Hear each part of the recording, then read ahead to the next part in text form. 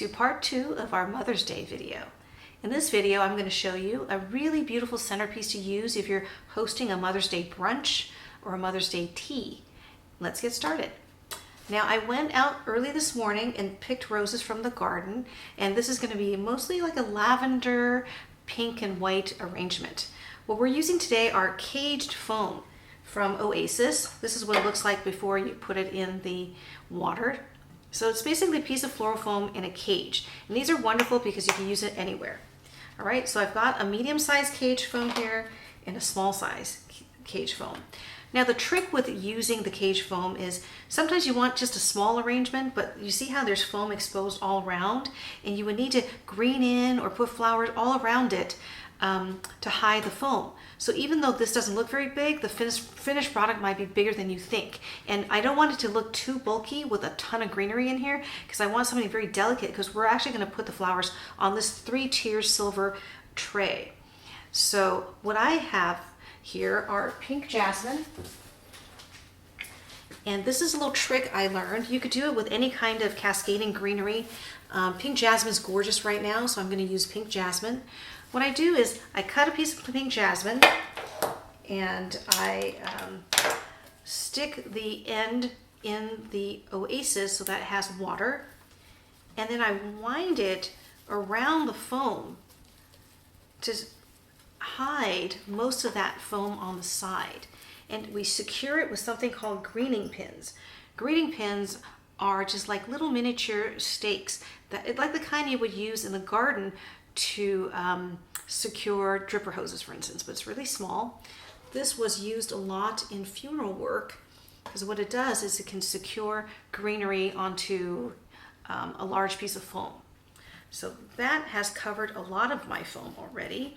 And if you feel like you need a little bit more, you can also always add a little bit of jasmine to parts that are still exposed, but we don't need it to be completely covered because we're going to add a lot of roses. I think this is actually pretty good.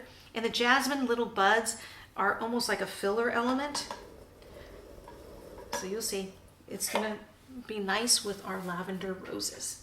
Okay, so this lavender rose is actually from Jackson and Perkins. This is their Lavender Simplicity Hedge Rose.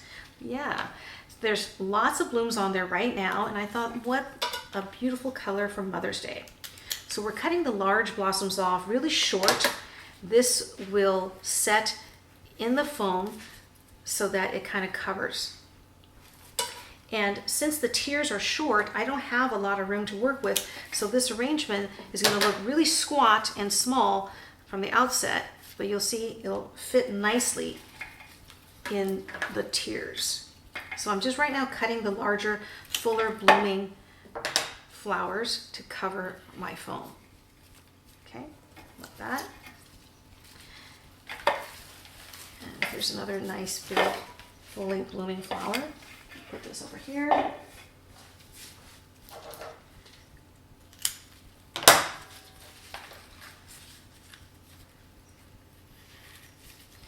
I'm also going to add a little white. This we used in the last video is a white rose called Glamis Castle from David Austin.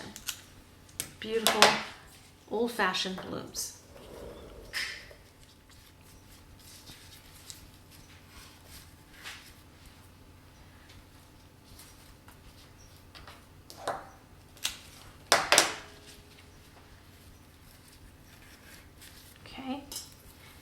And then this is a beautiful magenta pink rose that's blooming in the garden right now. It's another David Austin rose. It's a magenta pink that I think would be beautiful with the lavender. And this is called Princess Anne.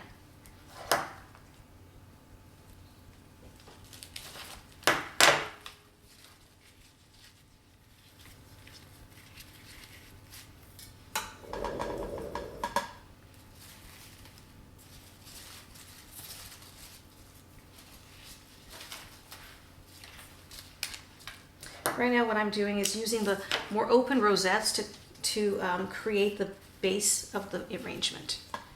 And then I'm going to go back with the buds. We're going to, of course, use these beautiful buds.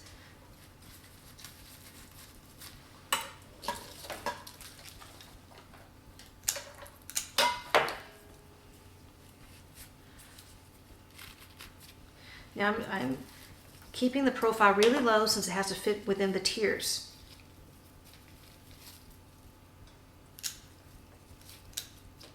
I love the little buds on the roses. Look at that. So pretty when you put them together like that.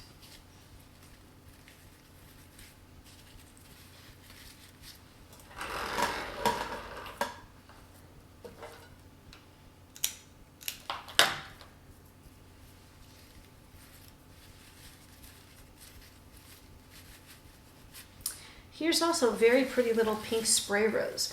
I actually do not know the name of this little spray rose. This was a gift plant gifted to my mother years ago. I don't know, just one of those, little gift plants that you see at Trader Joe's. We planted it in the ground and now it is a huge climber. Now it's not a Cecile Brunner because I do have a huge Cecile Brunner. It looks a little like it, but the flowers last a lot longer than the Cecile Brunner and they're much more clustered. I'll cut a large arching branch of that for you in the next few videos when we take a look at my rose garden.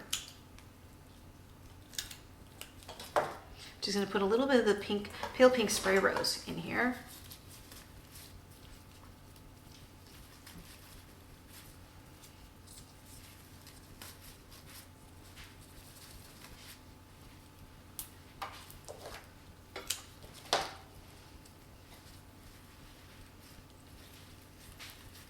Okay.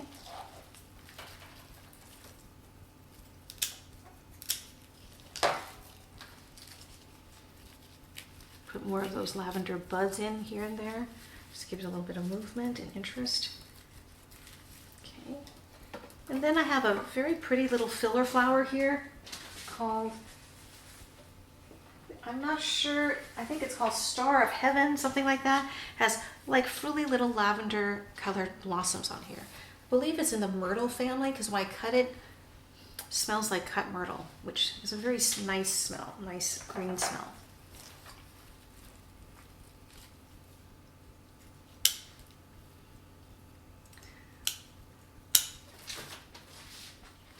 I'm going to just put a little bit in here so the arrangement doesn't look too tight. We're not going to see the top of this arrangement very much, so I'm going to concentrate mostly on the sides. In fact, this one on top might be too tall and will get squashed when I put it in the tiers. So I'm going to move it to the sides here.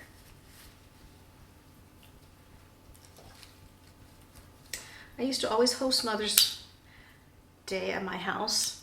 I have 3 mother figures in my life who have all passed, who have been very influential in my flower journey. My own mother passed away a couple of years, 3 years ago now, 4 years ago almost, and she was a fellow gardener. We would always be going to nurseries together and work in the yard together. They live next door to me, so I saw her every day, and when the roses are blooming, I really, really miss her. My grandmother was also a flower lover, and when I see peonies bloom in the garden, those are her favorite flowers. I miss her very much also. And the third mother in my life was my mother-in-law, Doris, who had a beautiful garden. She was a wonderful florist herself, not a professional, but a hobbyist. She was a master at Ikebana, and I miss her also when it comes to Mother's Day. But I'm lucky. I have 7 aunts who are in my life still. I'm very close to them, and they're all mother figures to me. And I want to say Happy Mother's Day to all of them because some of them have children, some of them don't, but all my aunts are mothers to me too. So here we have this one done. I'm going to take a smaller one. This is for the top small tier. Do the same.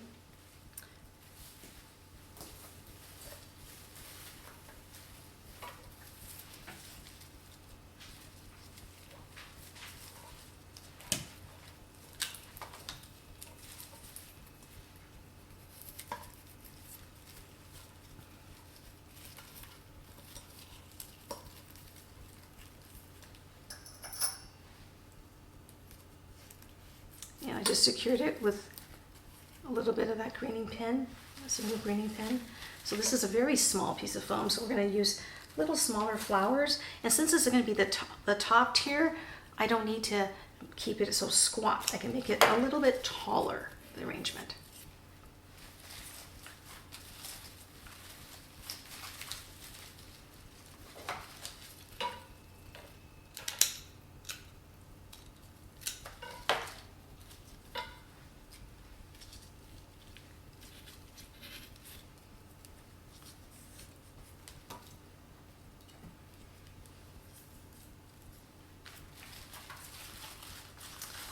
Add some of that white Glamis Castle in.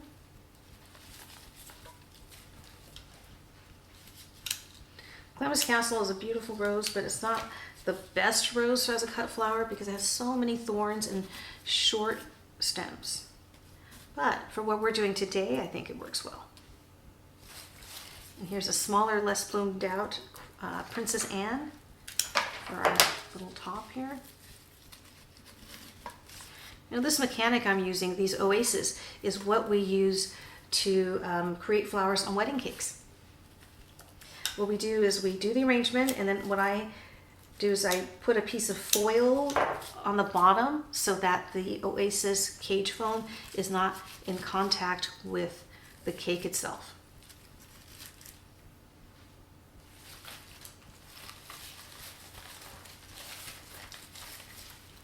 Oh, look at how pretty that is. I just love all the buds on there.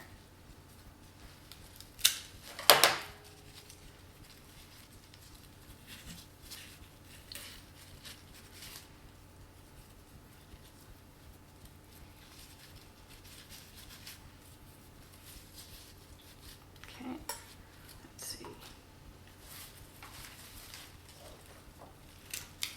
I have to cover the side here. Some more roses. Don't know if any of you know what this little rose is, but it's an amazing little rose. It only blooms in the spring, and it also sets beautiful rose hips in the fall.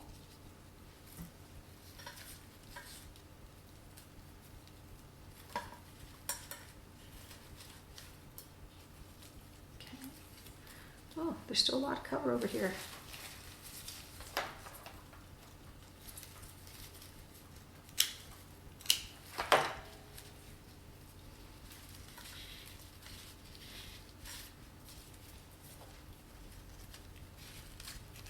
I love these garden roses. So much more beautiful to me than commercially grown roses.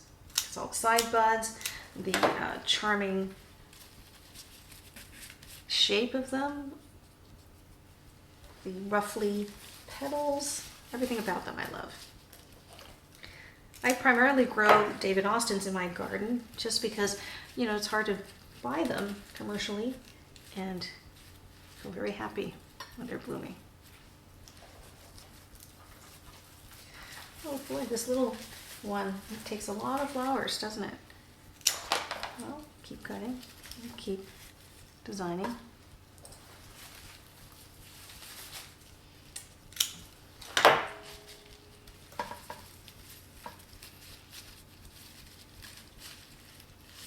Okay, that looks pretty good. I don't think we have too many bald spots anymore.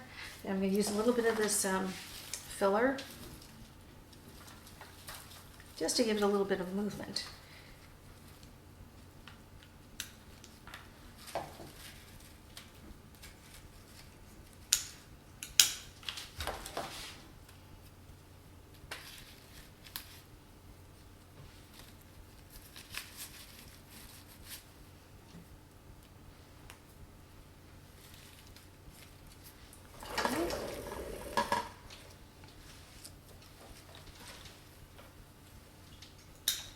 Sometimes you get a sprig like this, you don't want this weird tall one, just cut it off.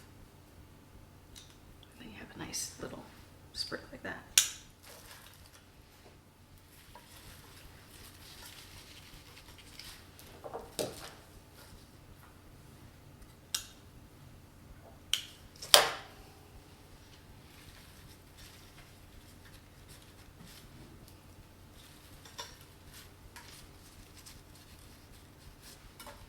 Okay, so this one's done.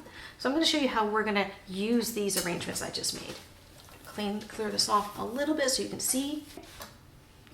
So we've got the little one here. We have this larger one here. And I pre-made another one off camera right here. Okay, so we're going to put it on this 3-tier tray. The little tiny one's going to go on top. This one I made is going to go here. And this third one will go down here. And then you can use this tray to serve candies or cookies, but I'm going to show you something different. I'm imagining this as a Mother's Day tea centerpiece. I have a collection of cute little vintage teacups I'm just going to display here.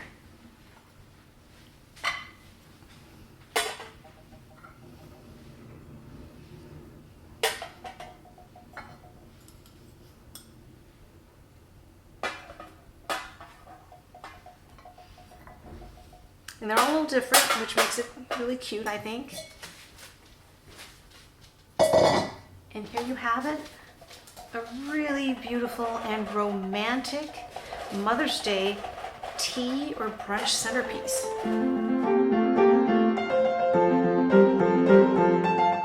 Happy Mother's Day to all the mothers and grandmothers out there.